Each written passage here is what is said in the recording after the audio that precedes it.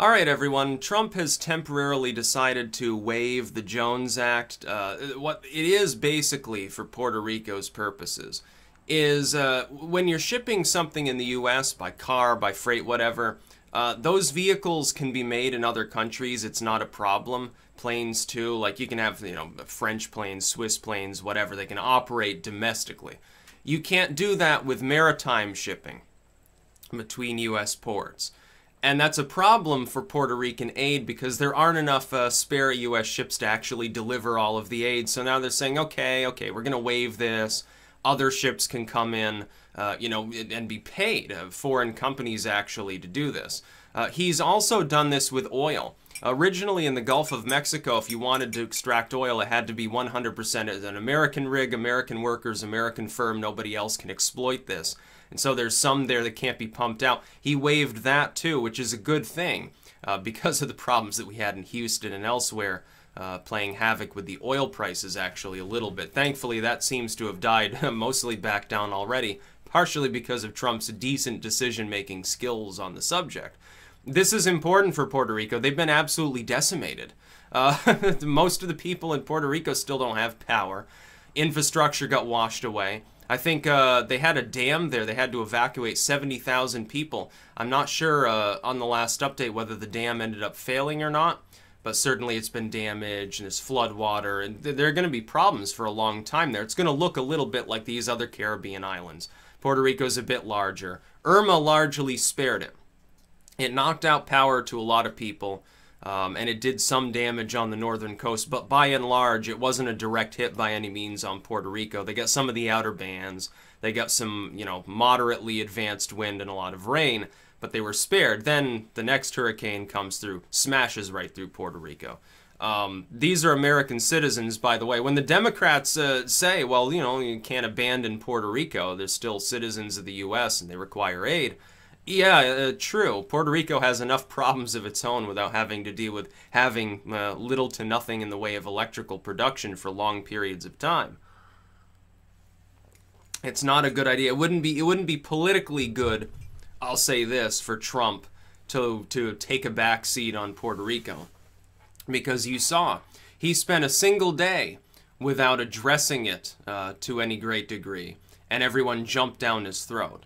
It would have been Trump's Katrina if he had not waived the Jones Act. But now they can't complain because he's done basically everything he can do. He's freed up the money, and now he's saying, okay, keep it shipping.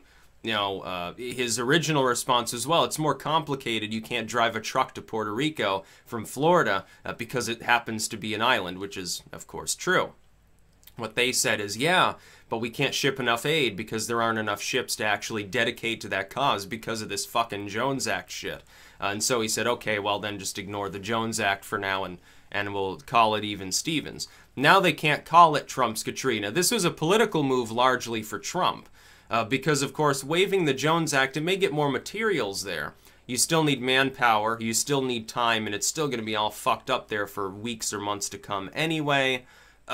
So it doesn't necessarily measurably improve the situation in some ways, but they can't complain about the fact that it's a shit situation because Trump didn't spawn a hurricane out in the Atlantic Ocean magically. A lot of people seem to think that the President of the United States is in command of the weather. That's not the case, like with Bush and Katrina. Bush didn't cause Katrina to smash into New Orleans or to go off, and destroy everything in its path. But he did carpetbag the director of FEMA into his position, leading to several days where there was little to nothing in the way of response. Therein lies the problem. And that tanked his approval. It tanked his approval so substantially that the Iraq War became an afterthought for months thereafter. Trump doesn't want that to happen because he has some intelligence, which is something he doesn't share in common with George W. Bush. Or Barack Obama, for that matter. Obama, of course, let problems metastasize too and stood by the sidelines whenever anything happened. Every other school shooting was just an argument for gun control for him. He didn't really care about how many people died. I think he liked the fact that it happened because then he could push off his message and try again after the third or fourth failure. So Puerto Rico will recover. But then again, there's a totally separate issue. which is that Puerto Rico already had, you know, substandard infrastructure and problems, fiscally speaking, to begin with. They're basically a bankrupt colonial asset. We should be still talking about Puerto Rican statehood. I know there are a lot of people who don't like the idea, but you got to realize they've already got freedom of movement throughout the U.S. They're already citizens anyway. It's just that Puerto Rico doesn't have electoral votes. I fail to see the huge difference. It would be easier to absorb that debt that they do have. I know we've got our own. We could absorb it effectively, and then we could develop Puerto Rico. And it would become our main Caribbean asset. I think it would be a boon to our economy. You've got a land area the size of Connecticut, roughly the same population. It takes the colonial question off of of everyone's minds, giving us a new state, by the way, especially if we consider adding these other technical colonial assets, Guam, American Samoa. That would give a boost to our national morale at a time where, don't we kind of need it? I know that's a separate issue. But it could be helpful in the sense of civic pride. I'm not joking when I say that. A lot of economics is how confident are people in the economy. A lot of our diplomacy is how positive do people feel about the country in general.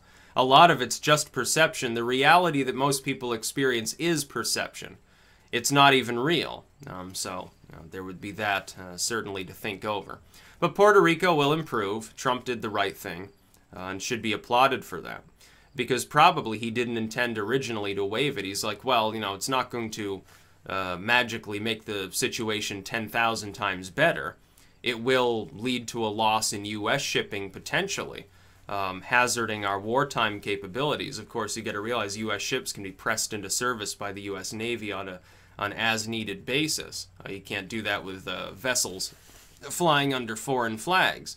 And American shipping is relatively strong, partially because it is protected in that manner. It's a little bit of protectionism. Trump just waived protectionism in the Caribbean.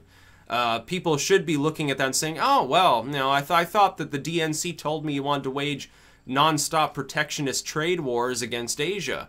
Wow, well, you know, that doesn't make sense given his actions here. They won't give him credit. But they also now can't slap him with blame, which is the reason, of course, why this happened. That's about all. Peace out.